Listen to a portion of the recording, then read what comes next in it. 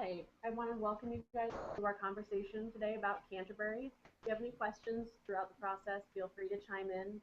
We thought we would start with quick introductions. So my name is Marlo, and I participated in Canterbury in the fall of 2010. It's my senior year, as I did Casanova as a transfer student, so I didn't spend my first semester on campus, off campus, and I was an English major. How about you, Alyssa?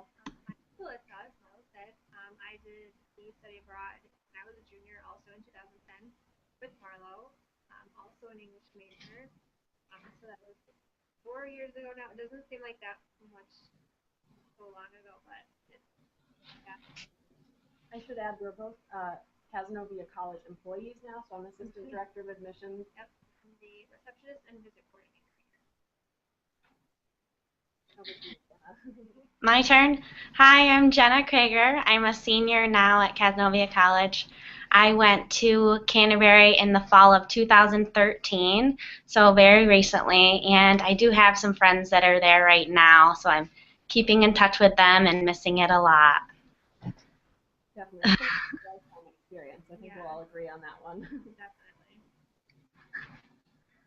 And I'm having trouble hearing you. okay. Do you want to start us off with a brief overview of how you heard about Casanova, Canterbury Study Abroad program, or just kind of run through any of the information you think the listeners need to know most importantly? Okay. So I knew going into college that I wanted to study abroad. I didn't know where. I knew that a lot of other colleges had a lot of other options. But CAS really drew me in because they have a really good program with another school in England, Canterbury Christ Church. And I started off in the fall of my freshman year. I went to the first informational session because I thought I might want to go my sophomore year because I did have sophomore credits coming into college. So I thought I wanted to go as soon as possible just to see if I liked it. But I did end up waiting another year, made some friends at CAS, and ended up encouraging my roommates to go with me, which was a lot of fun, but also had the opportunity to make a lot of friends while I was there. The informational meetings were very helpful. You could basically, it was just pictures of where the students had gone. We asked a lot of monetary questions. How much money do you bring? What's the conversion rate, stuff like that, which always changes, so it wasn't that helpful, but you figure it out as you go, basically. Other things you learn at the informational meetings, you just kind of get comfortable with the idea of going someplace new for 3 months, which can be pretty scary. But just ask questions would be my main concern there. And for anybody who does want to learn more information, we do have one of those meetings that Jenna's talking about coming up this Friday, put on by President Mark Tierno. This program is kind of his baby, so he really takes good care of the students, make sure all those questions gets answered. And I mean, some of the unique things, like you said, include how we handle the money and the exchange rate when we go over there. So for students participating in exchange program, there isn't going to be an additional charge besides the cost of your airfare and some basic travel insurance. The only condition is that you do take out our full meal plan, the gold meal plan, which is going to be converted half into a meal plan that you use there on the Canterbury campus, and then half into a stipend that you'll receive in British pounds. And to do this, you will have to have a debit account with M&T Bank that we partner with here locally, and they're a national brand, so you are able to get access to those funds through an ATM in Britain, and so that really frees you up to use those funds to cook, things at home off campus, or to put them toward other travel and expenses. You'll be getting those every other week. Does that sound about right? I think that's what it was for us, yeah.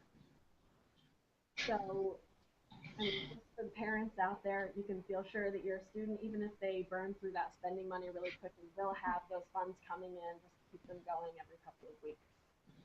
Right, it's an important part of your trip too, because you end up budgeting based off those payments for sure. For the first people who eat a lot of bulk pasta, I know they were able to put some of that towards, travel and trinkets to bring home. And we should point out that your financial aid, scholarships, tuition costs, all of those will remain the same. So if you do have funding here at Cazenovia, you're going to continue to be subsidized on your semester off campus. So it really, is in place of a semester here. And I don't think that value can be underestimated. What are some of the other things that are really important to point out about how the function of the program runs in terms of details? I think important to know ahead of time that you take like a full class load. You can't take 4 classes. You'll be taking 5.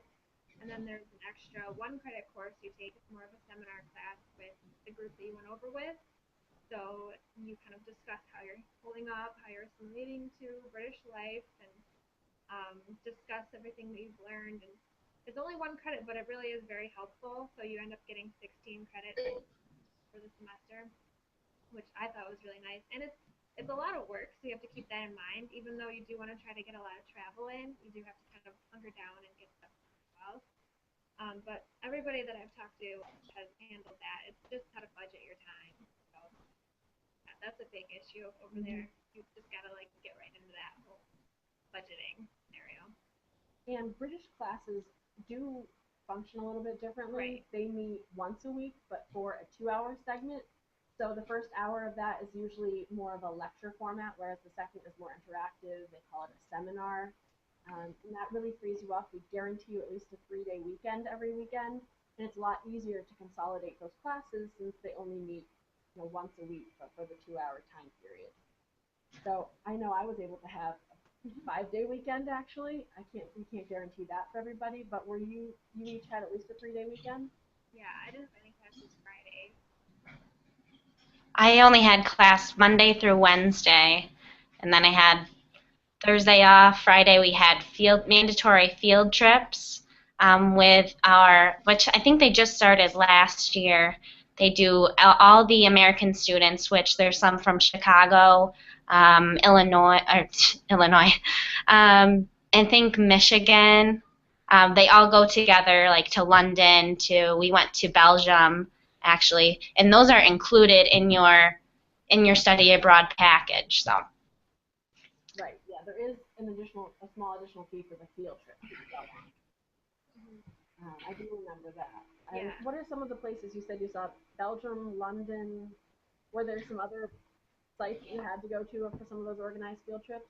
The field trips, we went to London a couple times just to see different things. We went to like the war museums. We went to Tower of London. I can't remember the other ones. We went to Stonehenge, Bath, Roman baths. We went to Oxford. There were a few other museums as well. Right in London, I can't remember the names of them. Yeah, that sounds familiar. We toured these sites, but the Harry Potter films were just wrapping up when we were there, so we also went to a lot of locations they had filmed the Harry Potter movies. And then we went to Hogwarts too. Yeah. Yeah. Yeah, and we went to Dover as well. I'm not sure if they do that every year. We were just sort of lucky out cool experiences. We did not go to Belgium. We didn't leave England, right. Unless you went on your own. But the included trips are mostly within UK. Right, and just so that students feel comfortable making their travel plans on their own. I should emphasize that there is an orientation period when you get over there. You will be there for what they call Freshers Week, so mostly and international students. So a lot of bonding, experiences, tours of the city of Canterbury, and then they'll really familiarize you with what resources you have for information in terms of who your contact is if you're traveling outside of the country, and what some organizations are that you could partner with who offer some trips that might involve interpreters or buses, or some things that you don't have to see to in terms of details. Those were really helpful for us. Yeah. Did you participate in those as well? What most of my traveling was done through personal. We just looked online and booked it ourselves. But we did ask a lot of questions just to anybody that would help us out. The professor that went with Sloan helped us out a lot, which they have a professor that goes every year. We asked British students how they got around, what good places to go, and they were very helpful with that as well. Yeah, I felt like there was a really friendly reception for Americans in Britain. They loved our accents, which was Oh, revolutionary. yes, they love, yeah, love Americans. Absolutely. And it's nice because you don't have to speak a second language, but it is so easy to get around the rest of Europe. And Yes, yeah. places that feel a little bit more foreign. Right. And I liked during one of the information sessions with President Tierno, he mentioned how people criticize going to the UK as not being like a foreign country experience. Maybe it wasn't as valid as say going to Spain or France for a semester, but honestly, there really is a cultural barrier and somewhat of a language barrier. I found even though we're both speaking English, you might be talking about a sweater and someone else is talking about a dress. And you might be talking about braces and someone's talking about suspenders. It's like same word but totally different meanings. So that was one of the things that threw me for a little at first was how different it actually is, how valid that is as an experience, you know? Right. And you basically learn to pick on each other because they call it one thing and you call it another, like washing up liquid, they call dish soap. Like, it's just, or I don't know, just random things that they think are funny. Yeah. One of our one credit seminar that met weekly, our big like project at the end was to create a guidebook for future students doing the Canterbury program. And my contribution was a glossary that kind of translated American English to British English and vice versa. So hopefully that'll be of use to students in the future because bangers and mash is sausage and mash. Yes.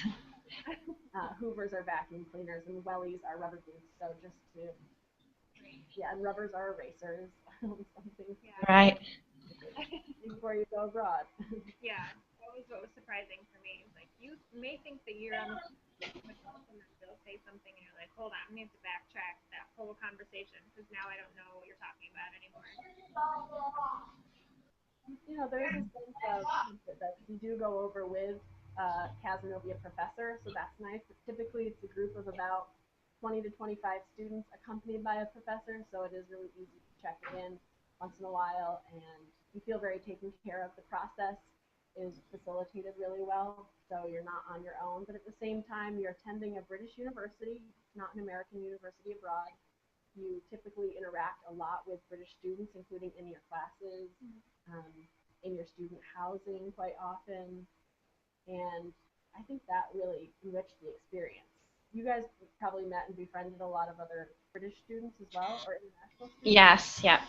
Well, I actually lived with four British students and one Bulgarian, and I still talk to pretty much all of them on a monthly basis, I would say, just to say hi and ask them how they're doing. Just FaceTimed with one of my roommates last week, so we definitely keep in touch, and she's actually coming in February to visit.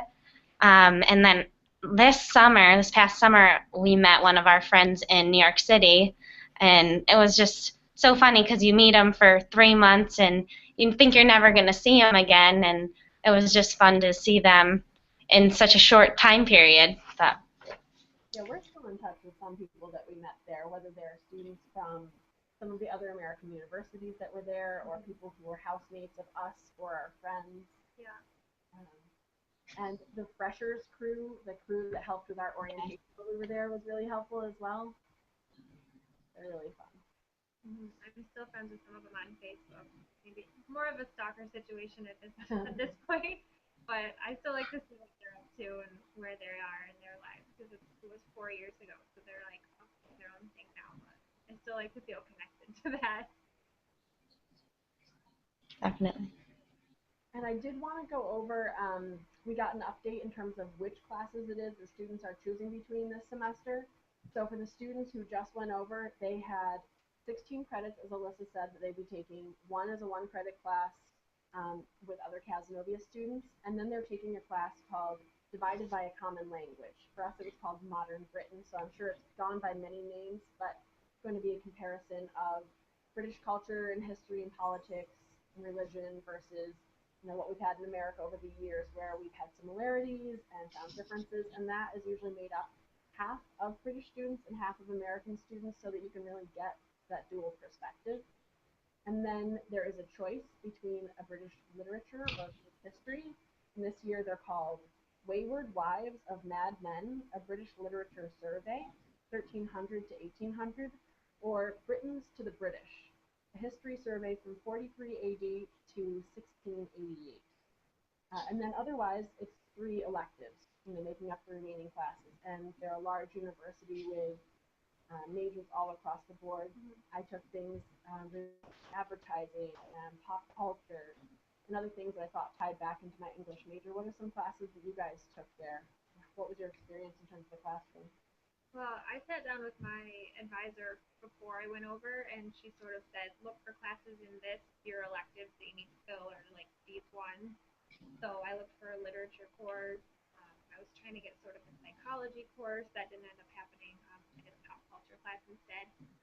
But yeah, I did a children's literature, and then the British literature one, pop culture, and then a religion course. So it was really kind of broad.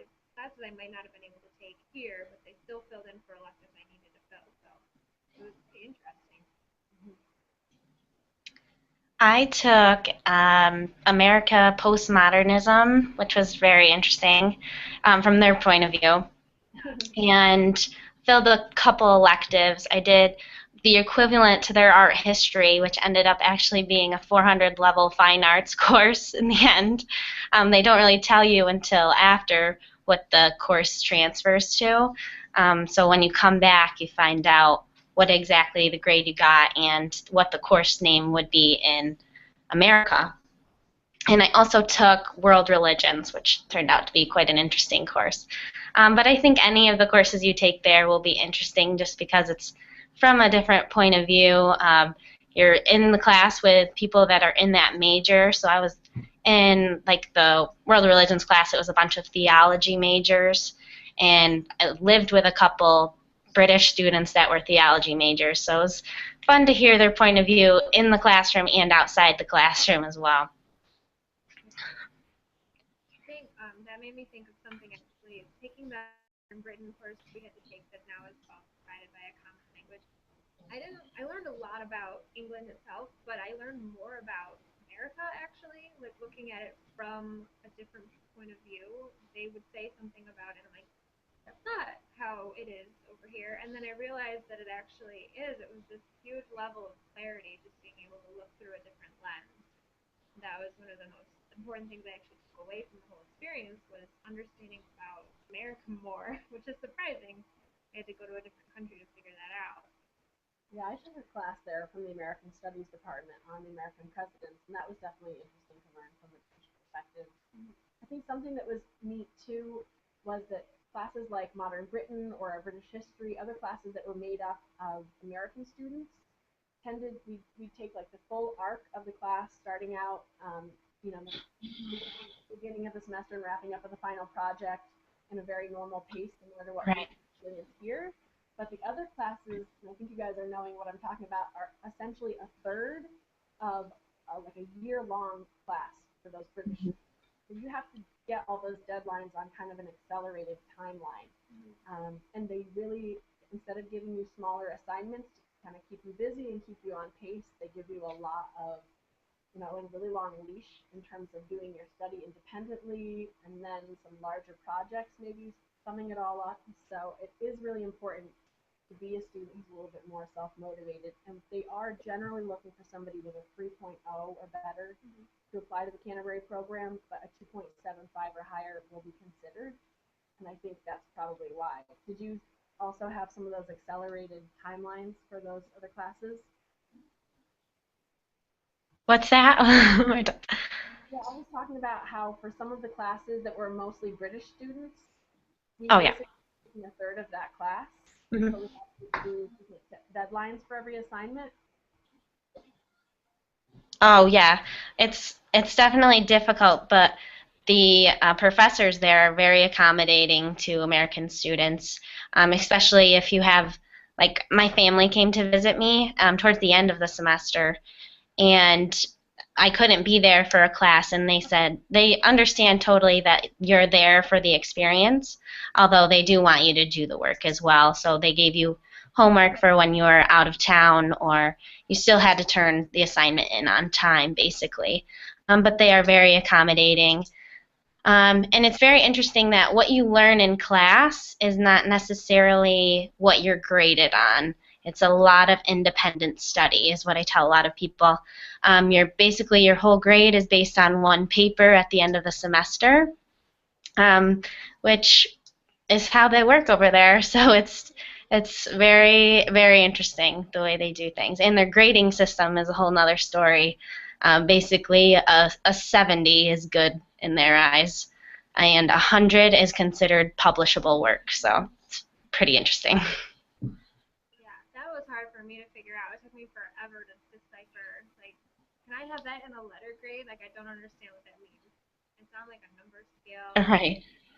Yeah, so that was tricky too. But they are accommodating, like Jenna says. They really will help you kind of decipher what that meant and how you can improve and if you need help. I had a lot of professors very willing to come in and help me. So yeah, it was a good experience.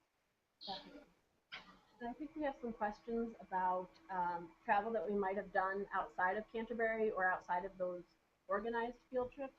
So I know I visited 7 countries while I was there, um, and I did a lot of those through a group called International Friends, which were organized guided tours for a little bit of an additional cost, but it was mostly hostel accommodations and things like that. And so I visited Ireland, Scotland, um, I went to France, Italy, Belgium, Spain, and it's one other place. But they all run together after a little while. What about you guys? What are some trips you organized on your own, or any pointers you might give to people setting up those? Yeah, I also took advantage of international friends for a trip to Paris and a trip to Edinburgh, and then I planned a trip to Ireland on my own. And there's pros and cons for both. I think if you really do your research and figure out your plan, you can do it on your own. But international friends makes it a lot easier. All you have to do is sort of pick the date and then pay for it, and they pick you up and they put you at the hotel at the end of the night. And they send a tour guide that takes you through everything. So that is really nice if that's what you're looking for. Some people kind of just wanted to explore on their own. So yeah, I think depending what you're looking for, you can find either one. The trip I took to Ireland was definitely more relaxing because it wasn't as fast paced. It wasn't like, okay, now we're gonna go to the next thing. We're gonna do this now. We're gonna have lunch at this time. Figure out what you wanted to do. Just walk around Dublin if you wanted to. But it is a little bit more stressful not knowing if your hostel's gonna be available or if you're gonna be in a room with 12 people. So it's an adventure anywhere you go, but it was definitely a worthwhile experience. And I only went to those 3 places. I wasn't quite sure how to handle it all, but I really think that that was enough for me in 3 months. Like I said, I pretty much planned a lot of my trips with 3 or 4 of my close friends. We went most places together. We went to 7 countries and a couple different places right in England. We went to Dover by ourselves. Um, we went to, what's the name of Brighton, which is a beach right in England as well. We have a long break, which some people had classes and some people didn't, but the professors basically tell you you can go if you want to. We went to Italy that week and made it to Switzerland because we were in northern Italy in Milan. Then we went to Ireland and Northern Ireland, took a bus trip up to Northern Ireland from Dublin. Really cool stuff up there. really, really cool scenery and just things you've never thought of seeing. We went to like Belgium, like I said, France. Um, probably missing one, I think, but um, really, just really, really cool to see all those places, and I can't wait to go back and see more. Um, the pros and cons of doing it by yourself is it's a lot of time, but it's an adventure for sure. Like we probably wasted so much time doing it by ourselves, but we had a lot of laughs. We got lost a couple times. Found some really cool things that we probably couldn't find with a tour guide. So it was just fun to do it by ourselves, and we can say that we planned it by ourselves too. So Right. Yeah, we did some on our own, and we had really good luck overall with staying in hostels. You definitely want to look up sites that have hostels, yes, reviews for those.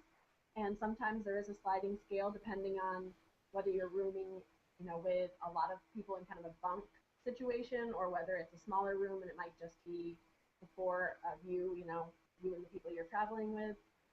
So those are some things to look into. Also, there are some really cheap tickets for various airlines, but you do have to look into their baggage limitations. So I know I yes. use EasyJet a lot. Ryanair Ryanair, they do can have, be tricky though. yeah, so pack light for those kinds of things. Comfortable footwear wherever you go. Yes. That's definitely my advice. Um, I went through 3 pairs of boots when I was there, and I just ended up throwing them away before I came home. So, boots, because the weather just changes so quickly, and you don't want wet feet all day, for sure. yes.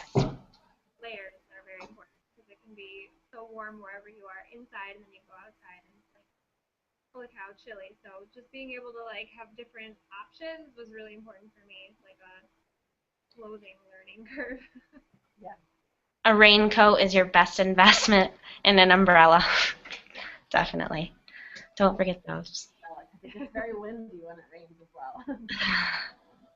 And we can talk a bit about the city of Canterbury, which is beautiful, really scenic. It does get sometimes windy or rainy, but we have the historic Canterbury Cathedral there. It's the seat of the Church of England, so there's an archbishop in town. Some beautiful ruins dating back thousands and thousands of years. It also is a home to two large universities, Canterbury Christchurch University and Kent University, because Canterbury is within the county of Kent, which is known as like the Garden of England. So it's very beautiful, large network of canals through town. It's known as one of the safest cities, very walkable. I always felt safe and welcomed and respected, and I always just thought the city has a really good vibe. It's got a lot of, an international flair, but a lot of tradition as well. I believe they're one of the safest cities in the UK, like top 5, I want to say. So I definitely felt very safe there, and we were out sometimes in the morning hours, so late night morning hours. Walked pretty much everywhere. I didn't really learn how to use it. I'm sure I could have if I put some time into it, but walked from where we stayed to the main campus, and then the library is actually like a 15-minute walk further on. So I felt totally comfortable just sort of walking around and exploring and walking back from the library at night. I wouldn't recommend doing it alone just because, it's always safer for somebody, but I don't think you really would encounter any issues. Very safe, very family oriented. I saw a lot of little kids when we were there. So even though it is a university culture, a lot of times it's also just like such a homey place for being pretty big.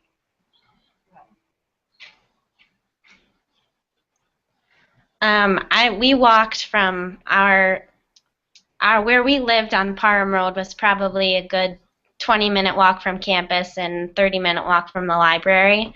But there's so much to see on the way. It's not like you're passing fields the whole time. It's buildings, the cathedral, shops, so you can stop on the way, pick something up. There's so many cute family family-owned restaurants, stuff like that, and we really tried to go to those places because they do have the McDonald's and the Starbucks, but you're not going to remember those as much as the little mom and pop shops that serve the cool stuff. Yeah, I definitely agree. I know that there were students who really craved the kind of comfort of like a Domino's pizza or something, but it seemed like you were really missing out on the culture that way. Yeah. Right. In terms of food and tea and biscuits and things like that. Yeah.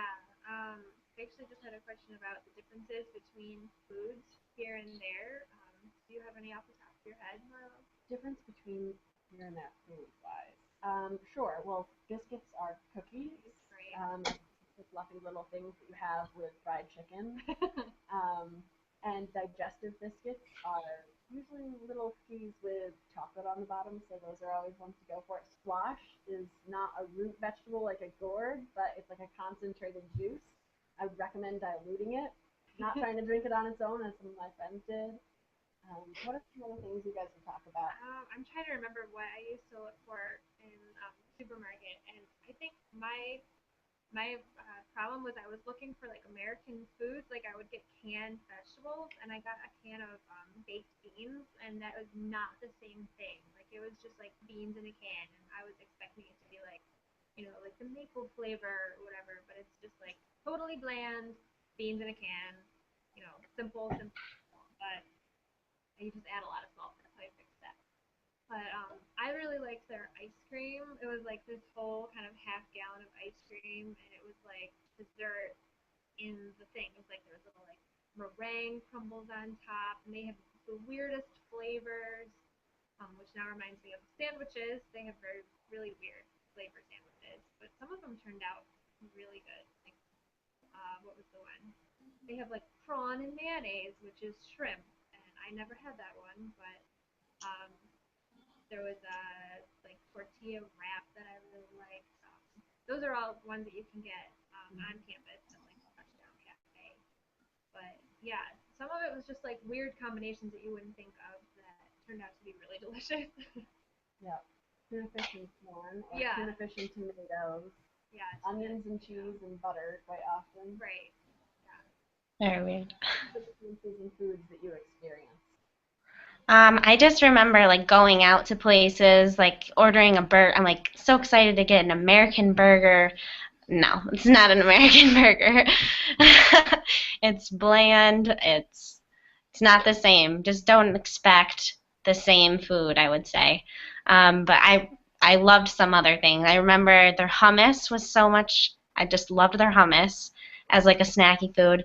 I used to love their cheesy chips, and their French fries with cheese on top. I used to get them all the time, which was not healthy, but it was 3 months out of my life. So, their ice cream, we had Ben and Jerry's all the time there, but it was different. And then a few months later, they got the same kinds in America, so it was funny to see that. Living with British students, they made me some weird food, which they like to eat Indian food, which I thought was weird, but they do have a big Indian culture in London and around London. And a couple of Bulgarians used to they made homemade mac and cheese for me one time. That was one of the best things I've ever eaten. And I think it's called pate, which is duck. I had no idea that was a thing, but it was interesting as well. Yeah. Remember something, Jenna. Not to expect, like, if you're looking for an American food, you'll probably be disappointed. So if you just go out on a limb and try the British food, that's where you'll get like the more flavorful, exciting things, or the Indian food, or the kebabs that are. Yes, very popular. Yeah, that's where you'll get more satisfied. I think you're like looking for the baked beans or the burger. It's like those are the things they do well. They do the British food well. So if you go get like a patty or like a meat pie or something, which sounds weird, is actually quite delicious.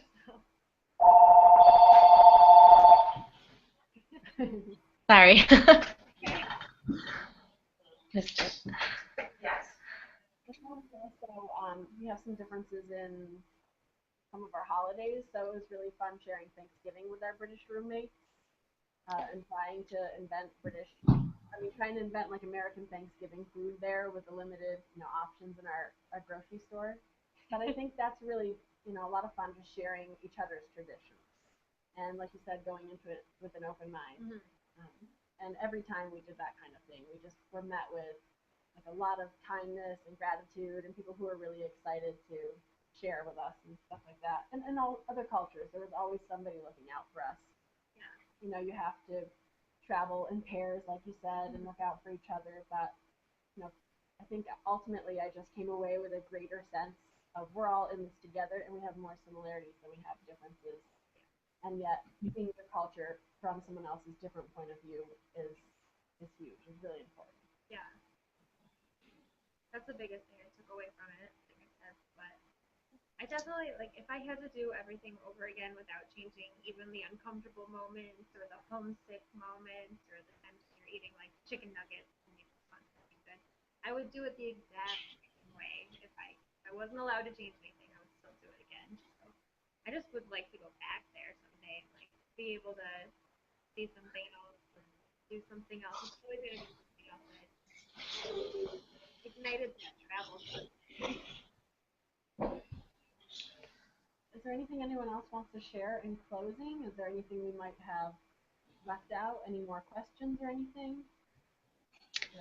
I will say that the one thing I was really worried about when I was going over there was being homesick and being away from some of my older family members with that fear.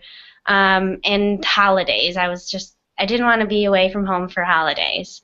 But they make you so comfortable there that you're not even going to think about it that much. The time that I was thinking about it, I was alone in my room at night. And that's the time that you can Skype with your parents because we do have that luxury of having technology these days. And holidays, they do a Thanksgiving dinner for all the American students. I was fortunate enough that my family was there for Thanksgiving, so I didn't get to attend that, but I heard it was a lot of fun and I missed out. And then Christmas, actually, you leave before Christmas, but I have a Christmas dinner right before I left with a bunch of the students that lived right on my road with me, which was a lot of British students, and they wanted to show us how they did Christmas. So they made a whole meal for us, and we helped, of course. Showed us their poppers, which are pretty cool, and get a little crown. But I would just say not to worry about those things. There will be plenty of holidays, and it's 3 months out of your life, and there is technology for those moments when you miss your family. Convenient too, because when it's 10 o'clock over there, it's 5 o'clock here, so it might be late for you, but they're like right at the perfect time to talk to them or before dinner. Right. Yeah, you roll in at 2 a.m. and you can chat with your mom who's like sitting down to supper, so that was really nice. Yeah. Yep.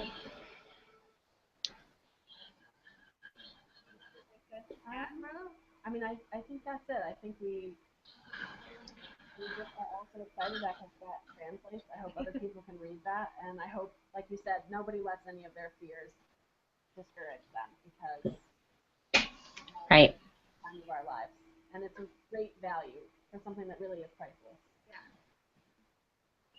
And we want to thank anybody who, gets a little bit of information from this or who attends any informational meetings because of it, and wish you the very best. Bon voyage. Bye. Thank you. Thank you.